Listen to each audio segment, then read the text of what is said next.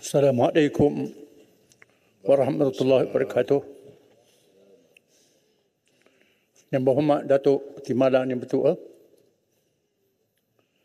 saya mulakan ucapan perbahasan bukan dasar saja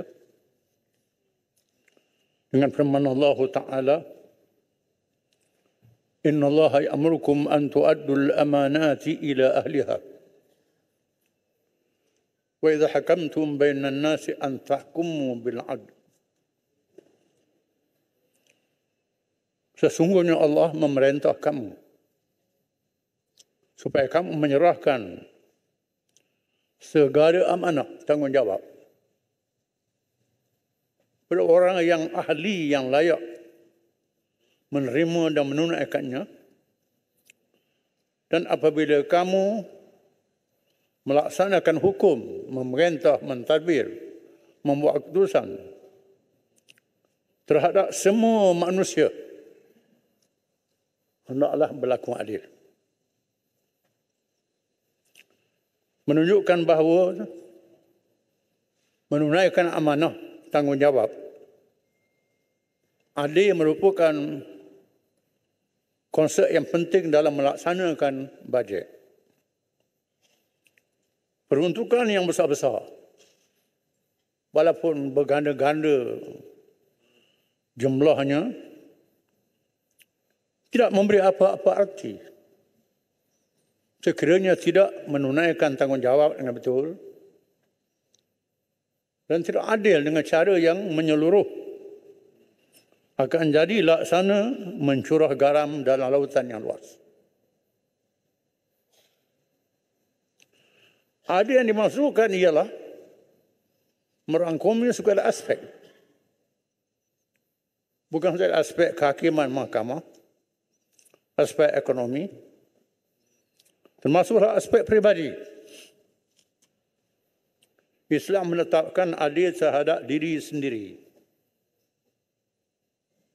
sanggup menghukum diri dan keluarga sendiri, menentukan pertolongan dengan betul kepada siapa sahaja, termasuk terhadap musuh, bukan sahaja terhadap kawan dan sahabat. Inilah adil mutlak yang ada dalam Islam, berpandukan firman Allah Ta'ala, Ya ayyuhalladzina amanu kunu qawwamina bil qist syuhada'a lillah walau ala anfusikum awil walidaini wal aqrabina in yakun ghaniyan aw faqira fallahu awla bihima fala tattabi'ul hawa an ta'dilu wa an talwu aw tu'ridu fa innallaha bima ta'maluna khabira. Wahai orang-orang yang beriman, jadilah kamu orang yang berani menegakkan adil untuk semua di hadapan Allah, termasuk adil terhadap diri kamu sendiri, kedua ibu bapa kamu, kaum keluarga, sekalipun dia kaya atau dia miskin. Allah lebih utama dia patuhi dan taati. Jangan kamu ikut hawa nafsu kamu untuk melakukan adil, melakukan bias, melakukan tindakan yang tak betul. Allah tahu apa yang kamu buat. Firman Allah Ta'ala,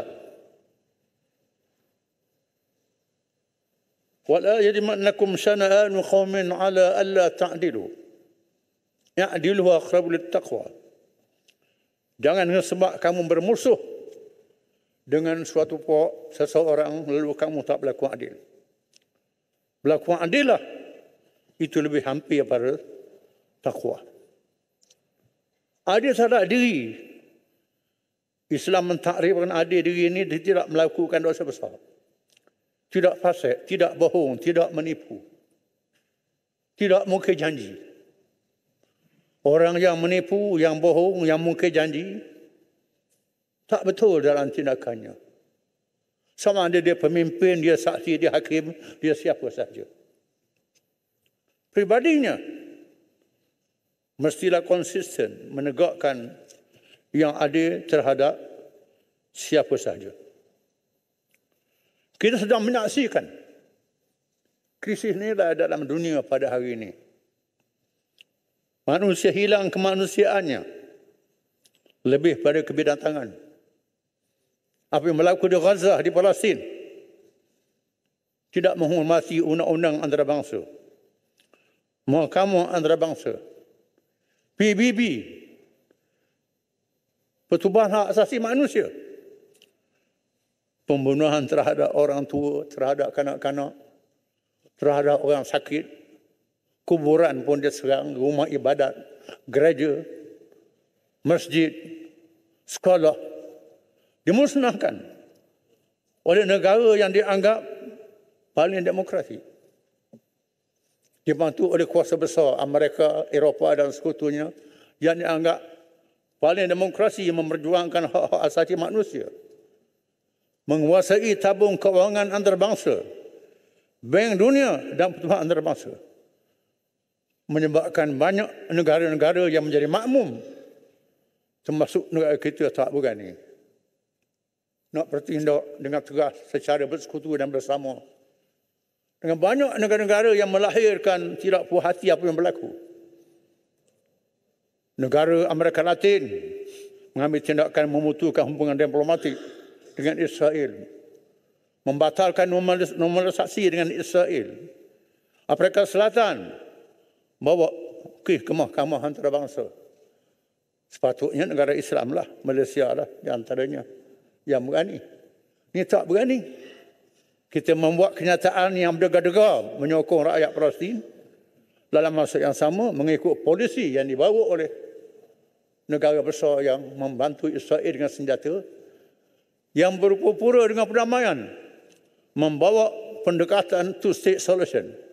Maksudnya dua negara yang ditolak oleh Israel, ditolak oleh Zionis, memaksa orang lain menerima percakapan ini, maka korban terus berlaku. Hari ini kita perlu membuat muhasabah terhadap sikap kita. Kita kembali kepada pelaksanaan bajet yang konsisten dengan cara yang betul. Marang terlaluan. Ya, Kita Israel. Terima kasih Marang yang betul. Saya tertarik dengan apa yang dikatakan oleh Marang, iaitu Israel kita menentang habibisan. Bukan setakat Israel. Tapi betul juga Marang bahawa dalam keadaan menentang tersebut kita menjual saham BlackRock kepada pembekas senjata utama kepada Israel. Adakah itu satu tindakan yang munafik dilakukan oleh kita? Terima kasih. Ya, saya bersetuju masukkan ucapan Ulu Dirhanu dalam ucapan saya. Allah Ta'ala mengarahkan Nabi kita Muhammad sallallahu alaihi wasallam dalam mengagihkan bajet. Firman Allah Ta'ala, "Ma afa Allah ala rasulihi min ahli al-qura, falillahi wa lirrasul dzil qurba wal yatama wal masakin wa min as-sabil, kay la yakuna dulatan bainal aghniya'i minkum." Apa-apa yang Allah kurniakan pada Rasulnya, hasil diambil dari penduduk negeri, maka bagi Allah, bagi Rasul, bagi keluarganya, anak-anak yatim, orang miskin, dan orang musafir yang butuh perbelanjaan dan bekalan, supaya harta tidak berpusing di kalangan orang-orang yang kaya sahaja. Allah memperuntukkan 20% pada Nabi Muhammad SAW. Ada peruntukan untuk Nabi, bagi diri dia, bagi keluarga dia, dan Nabi tak guna 20% ini untuk diri dia. Dia gunakan untuk membantu orang lain yang tak ada dalam peruntukan yang lain. Orang kawasan pendalaman memerlukan bantuan. Termasuklah orang musafir yang butuh belanja dalam perjalanan. Dia beri. Ini tindakan Rasulullah. Walaupun ada orang kita nak tunjuk lebih pada Rasulullah, tanpa terima gaji dan sebagainya. Itu cerita lain lah. Tapi Nabi ada peruntukan untuk dia. Untuk keluarga dan anak-anak dia ada. Namun tak dikebas. Tak melampau. Kadang-kadang tak cukup. Kerana lebih banyak peruntukan diri daripada orang lain. Apa yang menarik ialah Islam melaksanakan konsep negara madani hidayah. Bukan negara madani jibayah. Istilahnya, negara madani hidayah negara madani yang bertamadun berdasarkan petunjuk Allah. Yang jibayah ialah bergantung pada cukai. Islam tidak menambahkan pertukaran dengan mengenakan banyak cukai, menambahkan cukai. Ada cukai, bukan tak ada. Tetapi memusing harta yang ada, hasil yang ada itu, menambahkan hasil negara tanpa membebankan lepas satu cukai berakyat. Sebagai satu contoh, apabila Islam dalam hubungan antarabangsa menggalakkan pelaburan asing negara luar yang bukan Islam yang tidak ekstrim, termasuk dengan orang bukan Islam yang tidak ekstrim, yang negaranya tak ada hubungan dengan diplomatik dengan Islam, berperang dengan Islam, tapi ada individu syarikat-syarikat dia yang tak ekstrim, dia menolakkan melabur dalam negeri Islam. Kerana wujudnya keamanan dalam negeri Islam, mereka datang. Tak ada rasuah dalam negeri Islam, mereka datang. Mereka datang. Bila mereka datang melabur, menyebabkan hasil negara bertambah, cukai bertambah. Cukai bertambah. Dalam masa yang sama, kemudahan-kemudahan untuk menggalakkan hasil dan perkembangan tamadun. Iaitulah sebagai contoh, Islam membenarkan duit zakat untuk membina hotel. Disebut dalam bahasa lama dengan musafir khanah. Disebut dalam Al-Quran, buyutan ghaira buyutikum. Rumah yang bukan rumah kamu, kamu boleh masuk dalamnya. Dalam surah Nur.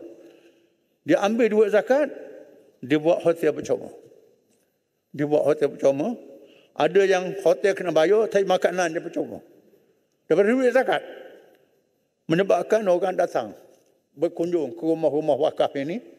Bila ada rumah wakaf, menyebabkan ada jualan, ada perniagaan. Bila ada perniagaan, ada pertanian. Ada ternakan, ada macam-macam. Menambahkan hasil zakat, menambahkan hasil cukai. Orang bukan Islam dikenakan cukai, kharaj, jizyah. Kharaj ialah cukai tanah, jizyah ialah cukai keselamatan. Kita beri pada mereka, beri pada mereka usul cukai ekspor dan import.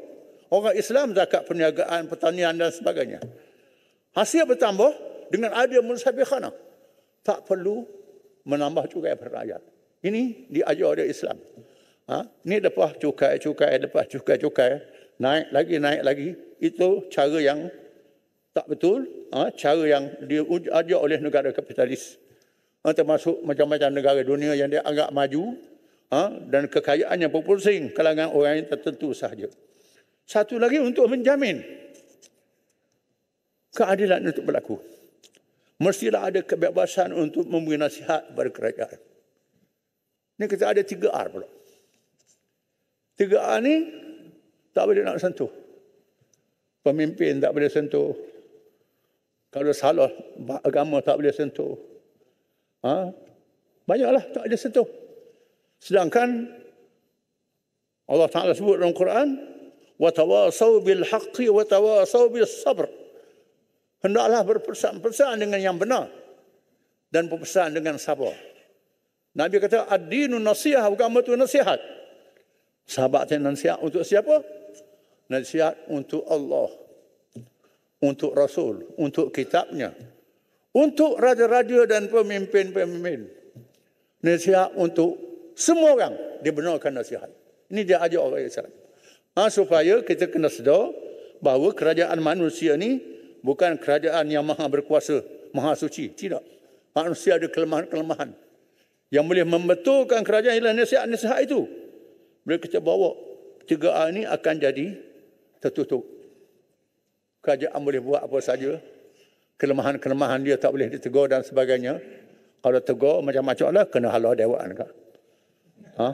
Kena halau dewan apa tu? Tak boleh masuk dewan. Ada tindak-tindakan, polis datang siasat.